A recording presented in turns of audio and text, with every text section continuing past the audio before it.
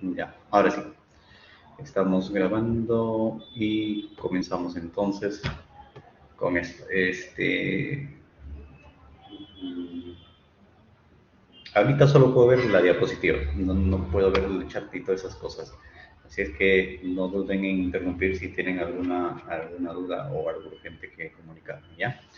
Entonces, como les decía, esto de acá tiene que ver, a ver, otra vez acá, ya.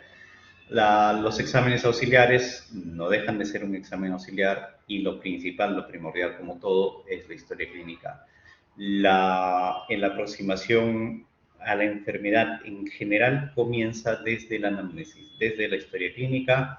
El examen físico debería de corroborar nuestras sospechas, debería de complementar la anamnesis y los exámenes auxiliares o complementarios debería complementar y ya ayudarnos a llegar a un diagnóstico del cual nosotros previamente estamos sospechando. O sea, por ejemplo, me dicen, ya les presento el caso de un paciente de repente con diarrea y me dicen, doctor, ¿qué le pedimos? Le pedimos un cultivo de heces.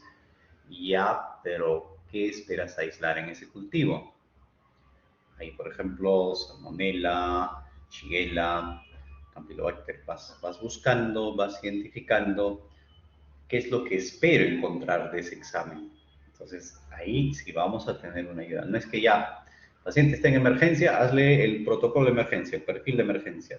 Eso de repente con eso estás trabajando y ya encuentras, ya has hecho todo este análisis, todo, todo este proceso de cómo ya has aprendido. Al final te mecanizas. A nivel de infecciones, vemos la interacción que existe entre los gérmenes y el huésped. El germen, cómo es que va a introducirse y cómo es que va a generar la enfermedad, cómo es que busca sobrevivir dentro del huésped y el huésped cómo es que se va a defender desde la capa epitelial, que ya es un medio de protección, hasta las células que nos protegen contra las infecciones. Entonces, desde que entra el organismo ya vemos ya la interacción con el hospedero, la adherencia, la capacidad de adherirse, multiplicarse, los factores que presenta el microorganismo, los factores que presenta el huésped. Si tenemos que es un microorganismo muy virulento, pues vamos a tener probablemente un paciente una enfermedad que nos va a llevar a la muerte. Sin embargo, si encontramos un equilibrio, vamos a tener una colonización. El agente entonces entra al organismo, al hospedero, invade y coloniza los tejidos, evadiendo la inmunidad y puede generar una lesión tisular. Vamos a ver entonces que el sistema inmune va a identificar los estímulos antigénicos y a partir de ahí va a generar la respuesta que nosotros vamos viendo, ¿no? La respuesta ya sea en el conocimiento del antígeno, generación de anticuerpos y posterior, digamos, destrucción o limitación de lo que sería el agente nocivo. Por ejemplo, vamos a ver ya cuando tenemos un contacto con lo que se va presentando en el aspergillus, que este aspergillus puede convertirse, si no tenemos un control adecuado, si no llegamos digamos, a un equilibrio entre la respuesta del hospedero y la forma como ataca el aspergillus, vamos a tener ya sea una infección invasiva, una respuesta aberrante o una hipersensibilidad. Habitualmente y diariamente nosotros estamos expuestos a una gran cantidad de este agente, el aspergillus. Nuestro sistema de defensa lo que hace, lo neutraliza y no tenemos infección. Si tenemos, sin embargo, una infección un nivel de inmunidad, nuestros eutrófilos están muy disminuidos, podemos tener la infección invasiva, la aspergilosis invasora, que esto se puede ver en pacientes inmunocomprometidos, en pacientes con algún tipo de cáncer hematológico, con neutropenia, o de repente, si nuestra respuesta es de una hipersensibilidad, podemos tener una reacción, tipo una reacción de hipersensibilidad frente a lo que es el Aspergillus. Las células que participan en el sistema inmune, tenemos acá el macrófago, las células cebadas a nivel de los tejidos y a nivel de la sangre, los polímeros nucleares, los sinófilos, bueno, los que vemos ahí, ¿no? Entonces, tenemos que la evolución del proceso infeccioso inicia desde el contacto a nivel de la piel. Tal es así que se planteaba con el COVID, se planteaba con el COVID que puedes tener contacto con el COVID y lo que tienes que hacer es lavarte la mano 20 segundos por lo menos y ahí vas barriendo, ahí no te contagias, ¿no? Entonces, es parte de la inmunidad innata, nuestras defensas desde la parte epitelial, las mucosas, las barreras físicas que tenemos, la acidez gástrica, lo que nos van a defender ya desde el principio contra las infecciones. Y cuando ya de repente el microorganismo ha superado estas defensas que tenemos, viene ya la inmunidad adaptativa a darnos una manito, a ayudarnos. Y como ustedes pueden ver en el gráfico, inmunidad innata en horas y la inmunidad adaptativa en días. La inmunidad innata, entonces vemos acá la barrera epitelial, los fagocitos, los natural killer, dentro de los fagocitos, los neutrófilos, los macrófagos que van a hacer lo posible de fagocitar este agente nocivo que está ingresando y los natural killer pues van a ir atacando, destruyendo aquellas células o que, digamos, han sido infectadas, ¿no? Esto se presentaría de manera inmediata y de manera paulatina vamos viendo una inmunidad adaptativa ya con la generación, con la producción de anticuerpos y algunas citoquinas que nos van a ayudar a erradicar la infección. La respuesta innata es inespecífica, sin embargo es inmediata, es estereotipada, eso quiere decir que es independiente del tipo de infección que se presente. No hay respuesta, no hay memoria en la inmunidad innata. Te da una infección, y la próxima te puede volver a dar la misma infección, pero si solo la inmunidad innata es la que está respondiendo, pues no vamos a tener una respuesta más eficaz. La inmunidad adaptativa, sin embargo, ya la respuesta es específica y ya identifica, mediante los anticuerpos, va identificando al agente nocivo. Esta sería tardía, pero digamos cuando tienes un primer contacto, posteriormente ya puede ser una respuesta más rápida, pero al principio generar una respuesta adaptativa pues se demora y pues se adapta al tipo de patógeno. También vamos a ver que tiene memoria, lo que les decía, ¿no? Que el tiempo de actuar va a ser más rápida y eficaz que en un primer contacto con el agente nocivo. Vamos a ver que frente a las bacterias, los macrófagos, con parte de la inmunidad innata, van a ayudarnos a producir de alguna forma las interleucinas que va a ir llamando, va a ir generando para la producción de anticuerpos, nos va a ayudar a la generación de fiebre, la permeabilidad vascular, para que puedan acercarse las otras series celulares, nos va a ayudar para el paso de la inmunoglobulina G, complemento, los polímeros nucleares, las natural killer y las células T. El macrófago nos va ayudando en una primera intención a enfrentar a las bacterias. Ya cuando tenemos nosotros los anticuerpos, pues estos anticuerpos nos van a ayudar para lo que es generar, nosotros poder opsonizar de una mejor manera la bacteria y poder generar la lisis de las mismas. También nos va a poder ayudar a la inflamación que de alguna forma esto ayuda a que nuevas, otras células de nuestras defensas puedan generar, o digo, puedan acercarse, puedan ingresar al área en el cual se encuentra la bacteria. A nivel de los virus, la inmunidad innata lo que va a hacer, nos va a generar el interferón gamma, el interferón beta, las cuales pueden funcionar como proteínas antivirales. Los natural killer lo que harían, aquella célula que ha sido infectada, aquella célula que ha sido comprometida, pues las van a eliminar. La búsqueda de que el virus no se siga reproduciendo. El interferón gamma va a ayudar, en cambio, para que se pueda generar la inmunidad adquirida. Por los linfocitos tipo B, los linfocitos tipo T. Los linfocitos tipo T nos ayudan para que los linfocitos CD8 puedan generar la citotoxicidad y los CD4 ayuden también a los linfocitos B a la generación de anticuerpos.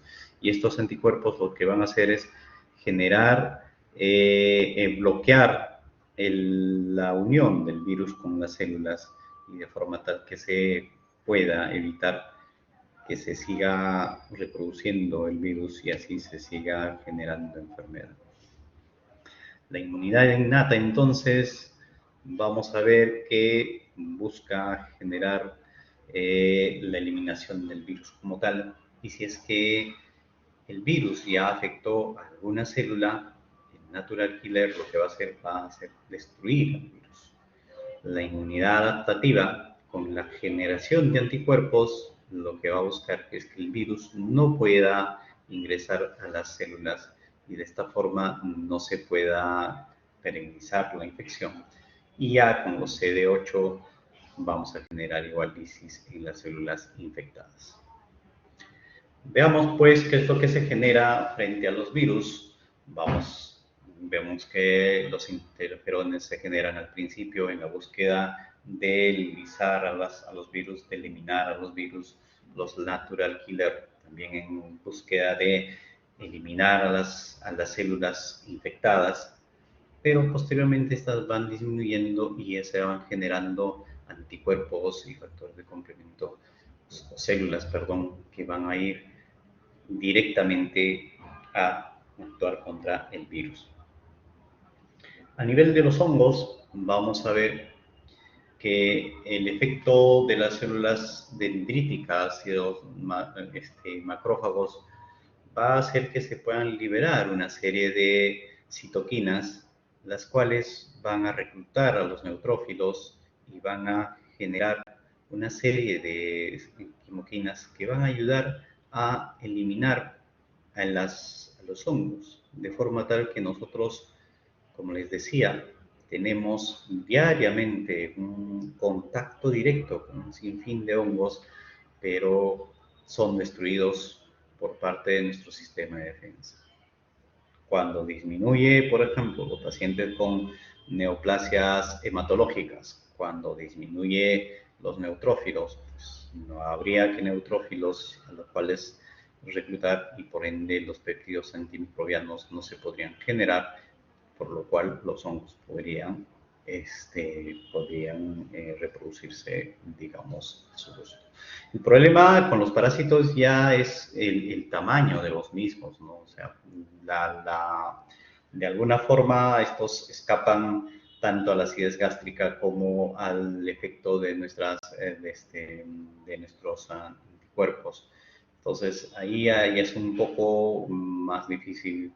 La inmunoglobulina E, los mastocitos, los eosinófilos buscan reconocer, pero a veces esta defensa es insuficiente contra los parásitos, ¿no? Y de ahí que nosotros podemos ver que estos parásitos sobreviven a lo que de repente, sobre todo los helmintos son los que, digamos, pueden sobrevivir al efecto que se busca generar, ya sea por el tamaño, que es un poco más difícil de poder enfocar a nivel de lo que sería de los parásitos.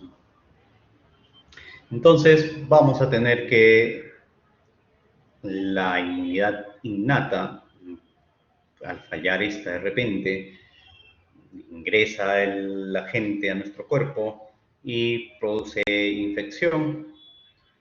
Paralelamente se va generando la respuesta adaptativa y posteriormente ya vamos a recuperarnos y en un próximo reencuentro lo esperable es de que la memoria inmunológica pueda ser específica y nos pueda defender contra esa primera infección, la cual nos hemos contactado, la cual nos ha afectado al principio. El sistema adaptativo entonces busca identificar cada antígeno y de esta forma, al identificar el antígeno, ya nuestras defensas ven que aparece ese nuevo antígeno y la respuesta ya es mucho más rápida, mucho más intensa y nos va a defender contra las infecciones. Todo este preámbulo en base a que esto es la interpretación de lo que vamos a ver a nivel de lo que es el examen, digamos, de las pruebas a nivel del examen, ¿no? Entonces, vemos acá los tipos de inmunoglobulinas. La inmunoglobulina M, no olvidar, la inmunoglobulina M es la que se va a generar de manera aguda, una infección aguda, es la que vamos a tener, es la que vamos a ver en una infección aguda.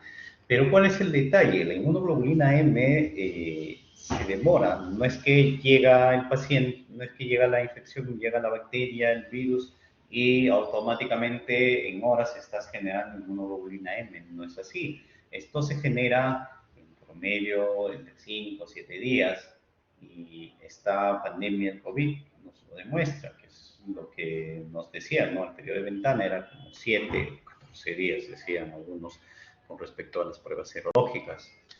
La inmunoglobulina G ya demora un poquito más, pero es la que va a durar más.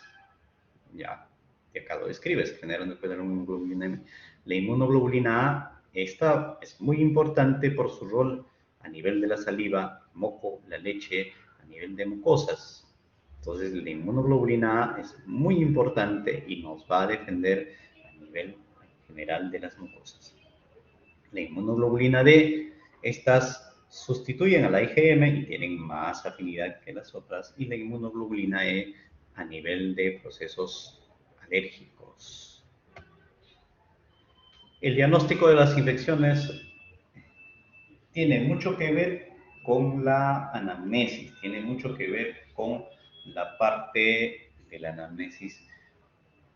Si por ahí, por ejemplo, el paciente les dice, doctor, yo tuve un paseo, me fui por Tingo María, entré a la cueva de lechuzas, estuve como media hora, una hora ahí, y después salí y vengo y viene a la consulta por una clínica respiratoria, lo que tienes que hacer es sospechar en histoplasma. Pero si no tienes idea qué hay en la cueva de lechuzas, si no tienes idea de qué es eso, pues el diagnóstico está pasando frente a ustedes y ni siquiera se están dando cuenta, ni siquiera van a poder identificar, porque tampoco somos una endémica histoplasmosis acá en Lima. Es muy importante la anamnesis, es muy importante poder enfrentar esto. Si de repente el paciente te dice, doctor, estoy con fiebre, malestar general, le duelen los músculos, de repente notas un poco de ictericia y te describe que hace como unos 5 o 7 días él tuvo que trabajar en el desagüe, que el desagüe se había roto y por la emergencia se metió allí, no tuvo tiempo de cuidarse, qué sé yo, y por ahí el riesgo de leptospira está. Pero si ustedes no tienen ese conocimiento, no van a saber qué tipo de exámenes van a tener que solicitar. Entonces, estos exámenes, recuérdense, son auxiliares, auxilian, ayudan, complementan a lo que nosotros estamos pensando.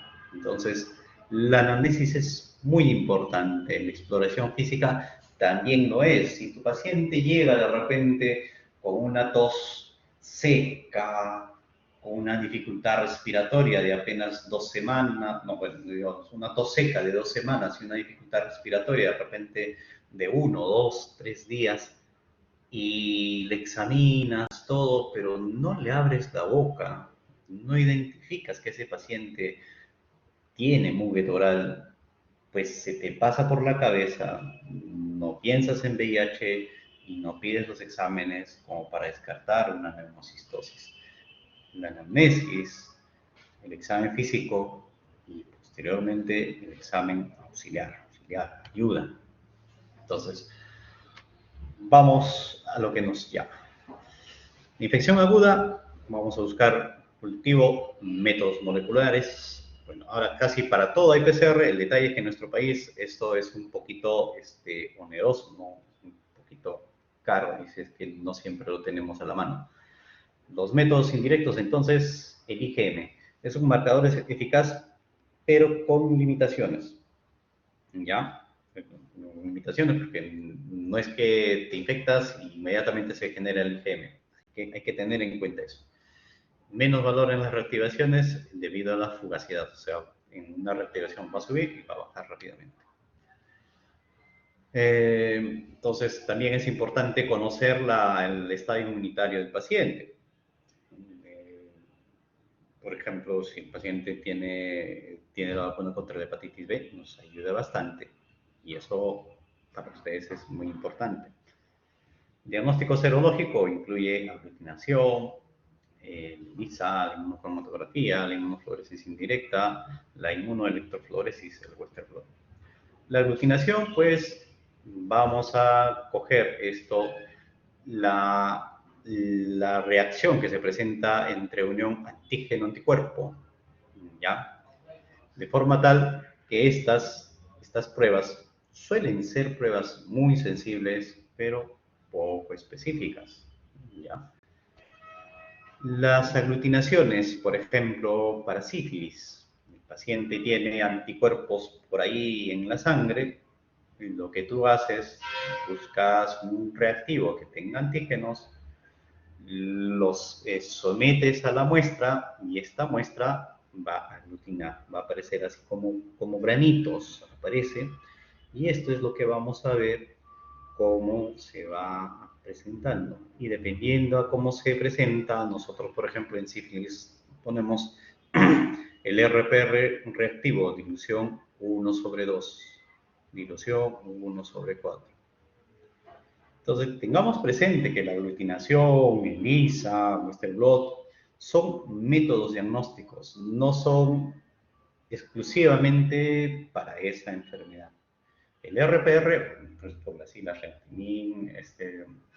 reactinina plasmática, la reacción de reactinina plasmática, esa definitivamente es para sífilis, pero el test de aglutinación como tal se puede usar en otros diagnósticos, ¿no? Buscando antígenos de Haemophilus, Streptococo, Neisseria y así, ¿ya? En sífilis, por ejemplo, debemos de tener en cuenta un fenómeno que ustedes deben de tener presente. Cuando la cantidad de anticuerpos es tal, cuando hay demasiados anticuerpos y tú los sometes al reactivo que tiene antígenos, estos anticuerpos, digamos, como que se estorban y no generan la reacción con el antígeno. No generan la reacción y no se produce la aglutinación, no se produce estos grumitos, digámoslo así, y ustedes pueden decir RPR negativo, porque la reacción no se ha dado, la aglutinación no se generó. Sin embargo, si la sospecha es tan alta, tendrían que pedir que le hagan el fenómeno de zona. ¿Eso en qué consiste? La muestra tú la vas a diluir, o bueno, no que tú no le dice el laboratorio va a diluir la muestra. Y cuando diluye la muestra, digamos que tan apretados que estaban los anticuerpos, como que se van soltando y ya van a poder reaccionar y van a poder generar la aglutinación que se esperaba. De ahí se explica situaciones como, por ejemplo, en algún momento en la consulta viene una jovencita de 20 años en promedio y describía de que su pareja, que ella había tenido solamente una pareja en su vida, era la única persona que era su pareja, y que por alguna situación se hizo el examen ella y le salió positivo para sífilis, y a su pareja le salió negativo. Sífilis es una infección de transmisión sexual. Si la paciente dice que es la única persona con quien ha tenido relaciones sexuales, pues es con esa persona con quien se ha contagiado. ¿Y por qué a esa persona, digamos, a la fuente, al origen, por qué le sale negativo? Probablemente porque estamos en este fenómeno de zona. Entonces planteamos ese fenómeno de zona o de repente prosona, posona. Este fenómeno es el que nos puede generar que una persona que tiene sífilis con alta cantidad de anticuerpos vaya a salir negativo. Tener presente, recordarse por favor, porque eso puede ser.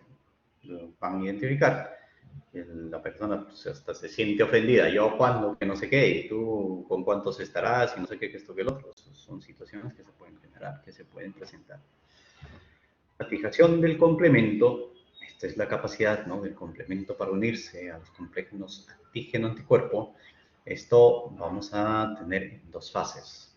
Por una parte, una reacción cuando tenemos el antígeno en medio líquido, y la otra, agregamos el complemento y una hemolicina, la cual va a generar posteriormente, y vamos a ver si el complemento se queda fijado o no, y va a generar una suerte de hemólisis. Esto un tanto para ver algún tipo de reacción a nivel intradérmica, como va planteando acá. Esto es un poco antiguito. La inmunofluorescencia, esto todavía vamos a ver que vamos presentando. Lo que se hace, se utiliza, se aprovecha lo que es ¿cómo se llama? Algunas sustancias que son fluorescentes. Estas se añaden a un anticuerpo conjugado, y al encontrarse frente a la gente, ya sea un virus, una bacteria, en este caso donde se usa también es para lo que es la sífilis, pues al generarse la reacción, vamos a ver que esta sustancia fluorescente se va a poder visualizar, y vamos a poder ver allí en el laboratorio de campo oscuro, vamos a ver esta reacción que se va presentando, y nosotros podemos identificar ahí, podemos llegar al diagnóstico por medio de esta reacción. El ELISA, vamos a buscar, ustedes habrán escuchado el ELISA para el VIH de primera generación, de segunda generación, tercera generación y cuarta generación. Y muchas veces asociamos el término ELISA con VIH, pero el ELISA se trata de un método diagnóstico. Vamos a ver que hay ELISA para HTLV1, ELISA para Brucela, ELISA, no sé, y así, porque el ELISA es el medio diagnóstico, es el medio, el método es el método diagnóstico en el cual se usa la reacción antígeno-anticuerpo sobre como describe acá, sobre un soporte sólido, ¿no? Entonces, lo que finalmente busca es el cambio de una coloración de forma tal que ésta va a identificar si el anticuerpo que estamos buscando está allí o el antígeno que estamos buscando se encuentra allí. Esto lo podemos usar nosotros para identificar, por ejemplo, su uso está extendido en lo que es el VIH. Entonces, acá me describe una microplaca de plástico en la cual tenemos un antígeno o un anticuerpo, el antígeno en este caso, y ahí viene el anticuerpo, viene el anticuerpo con la enzima, y esta va a hacer que cambie la coloración, y nosotros vamos a poder identificar el resultado. Cuando hacemos el ELISA directo, vamos a tener la detección de anticuerpos, y a nivel indirecto la detección, directo antígenos, y a nivel indirecto la detección de anticuerpos. El ELISA de cuarta generación como tal nos permite identificar el antígeno P24. Al inicio, la detección de los exámenes para el VIH se basaban en la detección de anticuerpos. Y con la detección de anticuerpos, el periodo de ventana pues variaba, de repente inclusive hasta un mes dentro de las primeras generaciones de ELISA. Sin embargo, con la detección del antígeno P24, el periodo de ventanas se reduce en la práctica hasta 2 semanas. Entonces, un ELISA de cuarta generación que detecte el antígeno P24, el tiempo del periodo de ventana es 2 semanas. La ventaja ahora de los métodos inmunocromatográficos, las pruebas rápidas, es que últimamente vienen pruebas rápidas que pueden detectar el antígeno P24. Entonces, es de forma tal que cuando ustedes revisen la norma técnica de VIH, te dice el diagnóstico de VIH se puede realizar con 2 pruebas rápidas de diferentes lotes de diferentes fabricantes. 2 pruebas rápidas, diferentes lotes de diferentes fabricantes positivas, eso es VIH. Vemos acá la generación de los anticuerpos, la identificación, por ejemplo, la interpretación que podemos dar en lo que es el Epstein-Barr virus. La identificación de la enfermedad o el uso del método de diagnóstico va a depender mucho de lo que conocemos referente a la enfermedad.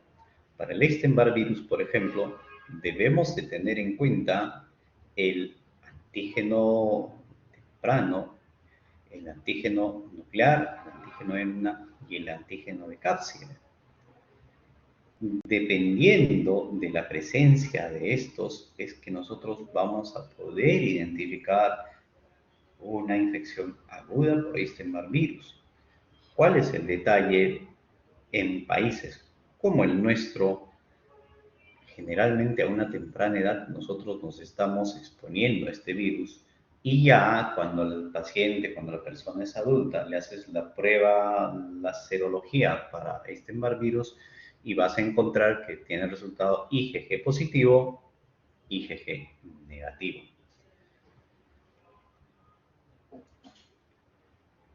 Fíjense lo que les mencionaba. El conocimiento de el comportamiento de los anticuerpos es lo que nos va a ayudar para que nosotros podamos indicar si estamos frente a una infección aguda, frente a una reactivación o frente a una infección pasada.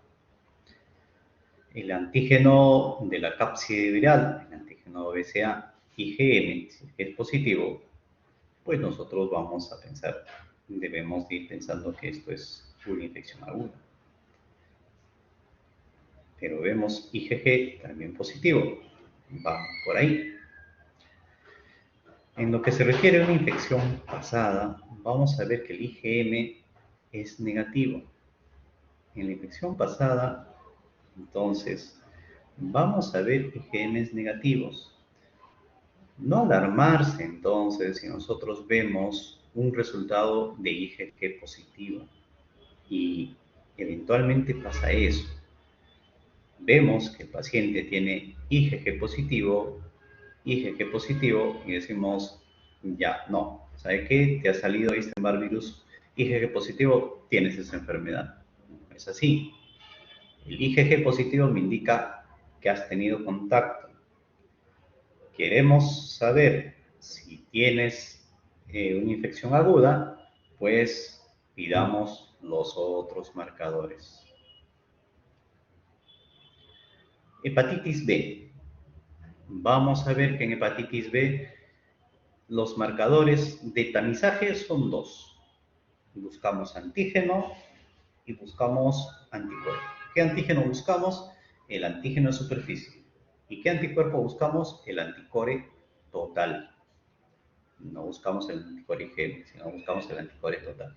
Si esos dos salen positivos, recién hacemos el tamizaje. Oigan, recién hacemos el tamizaje. ¿Ya?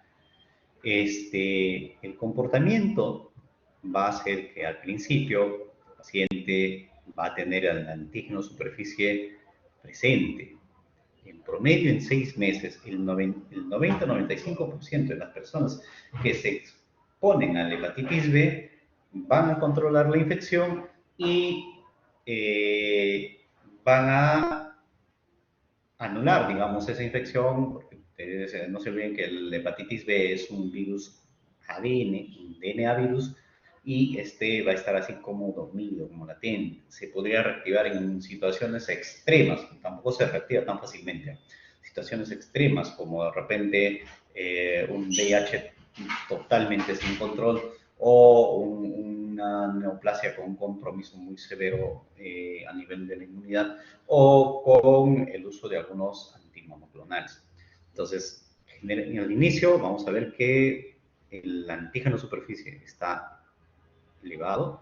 El cuerpo, a medida que va generando las defensas, a medida que ya se va defendiendo, va a hacer que esto baje y va a generar el anticuerpo contra el antígeno superficie.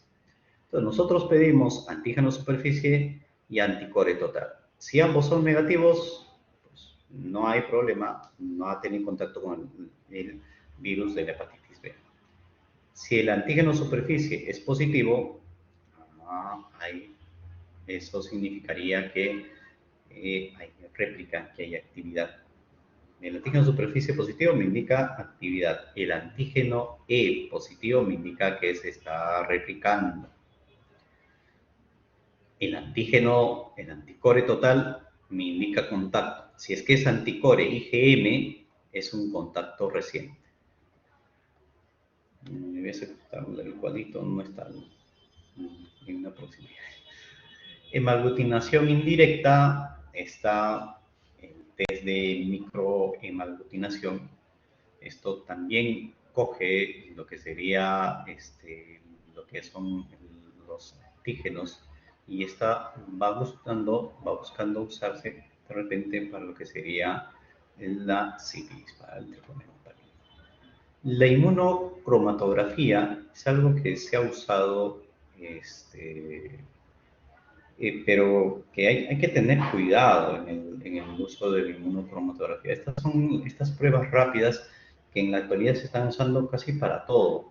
Inclusive se usa para detectar la resistencia a los antimicrobianos. Ya están saliendo algunos cassettes, algunas tiras para poder identificar cierta resistencia a algunos antimicrobianos. En el caso de esta inmunocromatografía, pues la reacción antígeno-anticuerpo, más estas van a estar en un papel de nitrocelulosa. Estas, al entrar en contacto con el suero, van a cambiar de color. Y tienen casi una lógica similar a lo que mirábamos en el ELISA. Y ahí es donde vamos a ver ya en el papel de nitrocelulosa que la línea cambia de color, lo cual indica de que es positivo a eso que estamos estudiando, ya sea al antígeno o ya sea al anticuerpo. Ya tenemos pruebas duales donde podemos ir viendo lo que es VIH, lo que es sífilis, o las pruebas de COVID, las cuales nos han generado un dolor de cabeza en el principio, y ahí también de repente una de las explicaciones por qué nuestro país ha tenido tan malos resultados en enfrentar la enfermedad de COVID. El Western Blot, esto nos vamos dirigiendo a la identificación de los antígenos. Si con el ELISA nosotros podíamos identificar el P24, con el Western Blot identificamos más de un antígeno de la gente al cual vamos a estudiar. ¿Ya? Entonces, ojo que el Western Blot sigue siendo un método diagnóstico, no es exclusivo a esta enfermedad. Usan el fenómeno electroforético, y por medio de este fenómeno electroforético las proteínas se separan en bandas por las cargas eléctricas que tienen Y ahí es donde nosotros vamos a identificar si estamos o no estamos frente a la enfermedad a la cual vamos, ¿no? Bueno, ya casi vamos a terminar. Existen otras técnicas donde igual usamos los antígenos para poder identificar. Por acá están el látex para criptococo. Acá nosotros buscamos identificar el antígeno del criptococo, el criptolátex, es lo que vamos planteando. Y por acá la inmunodifusión para lo que sería el histoplasma.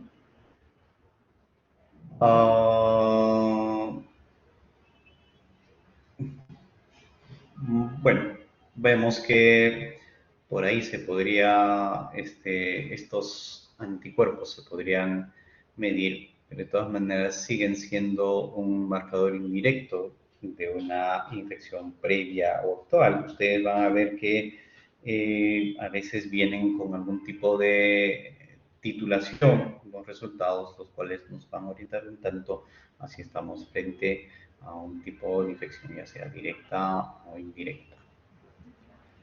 Bueno, vamos un tanto terminando.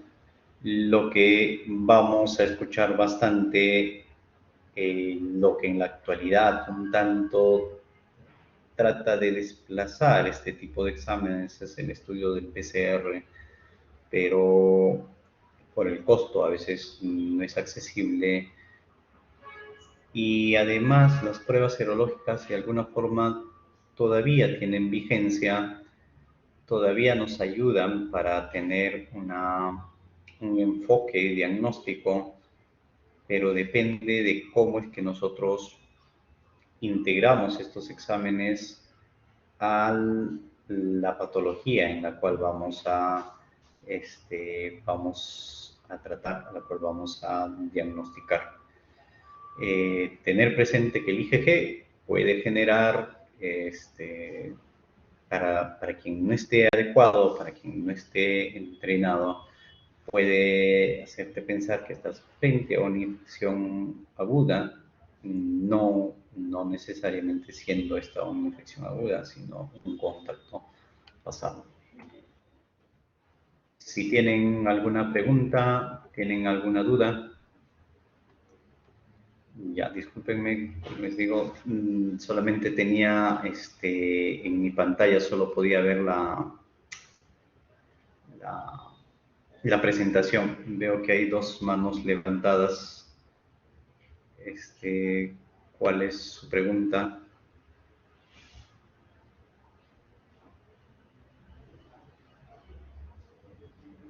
¿Hay preguntas, chicos?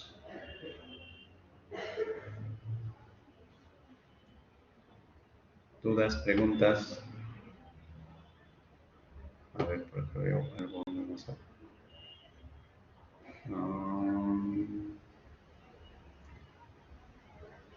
Acá me dice que hay dos manos levantadas, pero no escucho alguna pregunta.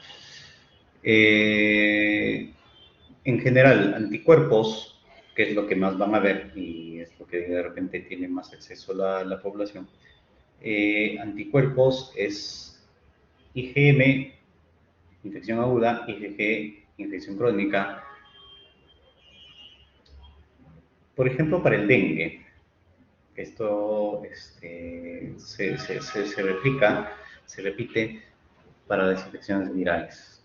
Cuando veamos dengue, la identificación del virus, la identificación directa del virus, se realiza dentro de los primeros 5 o 6 días.